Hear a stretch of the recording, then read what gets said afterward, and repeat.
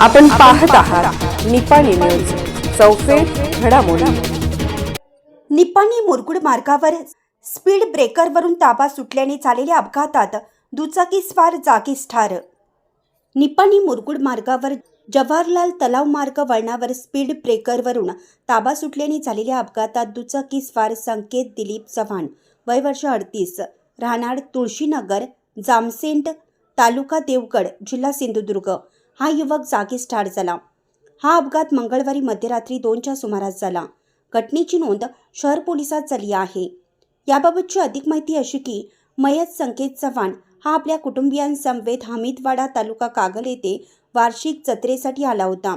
दरम्यान मध्यरात्री 2च्या सुमारास तो हमीदवाडा येथून नातेवाईकांची दुचाकी घेऊन काही कामानिमित्त निपाणीस येत असता वळणावर असलेला स्पीड ब्रेकर न दिसल्याने संकेत याचा दुचाकीवरील ताबा सुटल्याने तो जोराने खाली कोसळला। यामध्ये त्याचा जागीच मृत्यू झाला।